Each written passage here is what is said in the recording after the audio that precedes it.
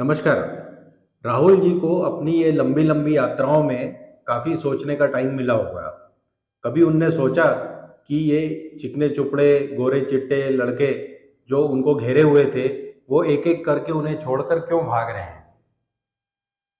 पहले लॉट में गए ज्योतिरादित्य सिंधिया, आरपीएन सिंह, जितिन प्रसाद और सचिन पायलट भी कुछ टाइम के लिए गए थे, फिर ठिया नहीं मिला तो वापस।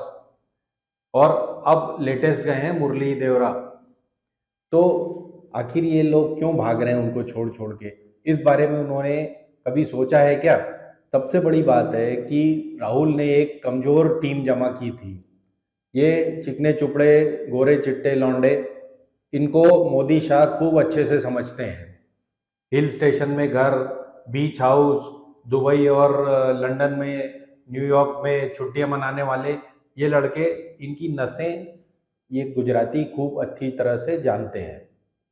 तो कहाँ कितना दबाना है, दबा दी जाती है। तो अब राहुल के पास बचा कौन है? ये चिकने लोगों की टीम में से उनके पास बचे हैं गौरव गोगोई, संदीप दीक्षित, अजय माकन, अलका लांबा और कनिष्ठ सिंह, कार्ति चिदम्बरम भी बचे हुए हैं। तो कभी उनको इस तरह से सोचना पड़ेगा कि आखिर मुख्य कारण क्या है कि ये लोग मेरे पास टिकते नहीं हैं। मेरे अपने लोग जिनको मैंने बाकी पार्टी के लोगों के ऊपर जो जमीन पर काम कर रहे हैं उनके ऊपर तरजीह दी थी, जो मेरे क्लोज सर्कल में माने जाते थे, वही मेरे को सबसे पहले छोड़कर क्यों भाग जाते हैं? आखिर राहुल के प्रति वफादार क्यों नहीं हो पाते ये लोग? उसका मुख्य कारण है, जहाँ तक मुझे समझ आता है, वो ये है कि राजपाट और लीडरशिप ये नज़ीर से चलती है। अगर आपका सिक्का मजबूत है तभी आप उसको पूरे राज्य में चला पाएंगे, या पार्टी, आज डेमोक्रेसी है इसलिए आज पार्टी के अंदर उसे चला पाएंगे। जैसे मोदी जी का आज उनका सिक्का मजबूत है तो वो पार्टी पर उनका पूरा कंट्रोल है। एक टाइम जो ये अपनी दादी की बातें करते हैं, उन दादी का भी सिक्का बहुत मजबूत था और उनका कंट्रोल टोटल था। अब ये कंट्रोल एस्टेब्लिश करने के तरीके क्या हैं? सबसे आसान तरीका है कि आप सजा दो और कड़ी सजा दो और इनाम दो और जल्दी दो। ये राजनीति में बहुत महत्वपूर्ण है। राहुल ने जो अपना छवि बना रखी है वो यारी दोस्ती के लिए तो ठीक है, हल्के फुल्के ढंग से बातें करना, हल्के फुल्के ढंग से डिसीजन लेना, इससे राजनीति नहीं चलती। आपने सचिन को बोल दिया कि हाँ तुझे सीएम बना देंगे, नहीं बनाया। सिंहदेव को बोल दिया सीएम बना देंगे, नहीं बनाया। या तो आप प्रॉमिस मत करो, या प्रॉमिस करते हो तो तुरंत डिलीवर करो, जैसा कि मोदी शाह कर रहे हैं। ये जो कांग्रेसी या दूसरे पार्टियों के लोग छोड़ छोड़ के, जो नारायण राणे से लेकर आज मुरली देवरा तक, या शिंदे विंदे, जितने भी दूसरी पार्टियों के लोग उनके पास गए हैं, उन्हें कुछ न कुछ इनाम तुरंत मिला है। ये तरीका है राजनीति चलाने का, जो राहुल की समझ से बाहर है। उन्होंने ये ढीले ढाले ढंग से डिसीजन लिया कि माननीय श्री बघेल जी को सीएम जारी रखो, उसका परिणाम उनको मिल गया। तो इस तरह से राजनीति अगर वो करते रहेंगे तो नॉर्थ साउथ ईस्ट वेस्ट कितनी भी यात्राएं कर ले, उनका अपनी पार्टी पर ही जब सिक्का नहीं चल रहा तो बाकी लोग क्यों मानेंगे उनकी बात? ये सोचने का विषय है। हर वादा पूरा नहीं किया जा सकता, पर हर वादा अगर आपका अधूरा रह जाए तो उसका परिणाम यही होगा।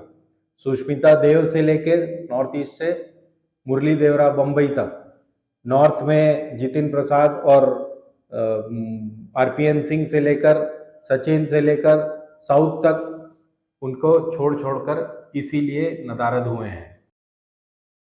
फिर इन गुजरातियों को पता है कि कांग्रेसियों की नस कितनी कमजोर है।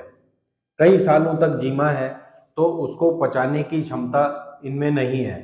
थोड़ी सी नस दबाओ, ये तुरंत गायब हो जाते हैं। उनमें सबसे तेज है सिंधिया। अपनी जायदाद के चक्कर में वो अपने उसूल भूल गए, लेकिन उसूल आप कहेंगे उनके उसूल तो कभी थे ही नहीं। उसूलों के चक्कर में तो कई नक्सलाइट जंगलों में घूम रहे हैं, कई वनवासी कल्याण आश्रम में काम कर रहे हैं, कई लोग वो खाकी निक्कर पहनकर घूमते रहे हैं लाठी लेकर हाथ में। ये उसूल वाले लोग हैं। सिंधिया जैसे लोग उसूलों के चक्कर में नहीं पड़ते। अगर उसूलों के चक्कर में पड़ते, इनका खानदानी जो काम है वो फीका पड़ जाता। इन्होंने 150-200 साल उसूलों के चक्कर में अपनी राजगद्दी नहीं बचाई है। रानी झांसी से लेकर अभी राहुल गांधी तक किसी को भी धोखा दिया जा सकता है। अपनी जायदाद, अपना राजपाट बहुत जरूरी है। अब आप याद करें, मुगल साम्राज्य भी इसी तरह खत्म हुआ था। सत्रप धीरे धीरे करके बादशाह को छोड़कर भाग गए। क्यों भाग गए? क्योंकि उन्हें समझ में आया कि बादशाह दिल्ली का जो बैठा है वो अब इतना स्ट्रांग नहीं रहा, तो अपने अपने एरिया को हमें खुद बचाना होगा। तो राजपूत अलग हो गए, साउथ वाले अलग हो गए, नॉर्थ ईस्ट वाले अलग हो गए, मराठे अलग चढ़ाई करने लग गए। ठीक उसी तरह की सिचुएशन आज भारत में है। हिस्ट्री हमें बहुत कुछ सिखाती है, तो ये भी सीख लें। जितने भी कांग्रेस के सत्रप थे, वो जैसे उन्हें लगा कि हमारा सेंटर कमजोर हो चुका है, ये गांधी परिवार कमजोर हो चुका है, तो भागदौड़ शुरू हो गई है। और फिर आप कहेंगे इन भागदौड़ में भी सबसे पहले सिंधिया थे, वहां भी सिंधिया थे। जैसे ही अंग्रेज स्ट्रांग हुए, अंग्रेजों के साथ जुड़ गए। तो जैसे ही मोदी जी स्ट्रांग हुए हैं, ये अब सब मोदी जी के साथ जुड़ गए हैं। तो हिस्ट्री हमें सिखाती है कि सेंट्रल लीडरशिप स्ट्रांग होना बहुत जरूरी है। ये हिस्ट्री का लेसन राहुल गांधी नहीं सीख सकते, क्योंकि उन्होंने कभी भी हाथ में झोला लेकर सब्जी नहीं खरीदी है। उन्होंने कभी भी परचून की दुकान के दर्शन नहीं किए हैं। दूर से ऐसे हाथ दिखा देने थे और मुस्कुरा देने से राजनीति अब नहीं होती। जो आपके सामने है वो 40 साल तक वो दर दर भटका है और उसने जमीनी राजनीति, हकीकत सब जान लिया है, सबकी नब्ज सब पकड़ ली है। ऐसे आदमी से आपका मुकाबला है और ऐसे आपके समर्थक हैं। तो अब आप वहां से यात्रा करते हुए बंगाल से होते हुए छत्तीसगढ़ भी आए, मध्य प्रदेश भी जाए, उत्तर प्रदेश भी, होना कुछ नहीं है। इस बीच में 2-4 गोरे चिट्टे और भाग जाएंगे। सोचिए, विचार करिए। धन्यवाद। हिंदुस्तान जिंदाबाद।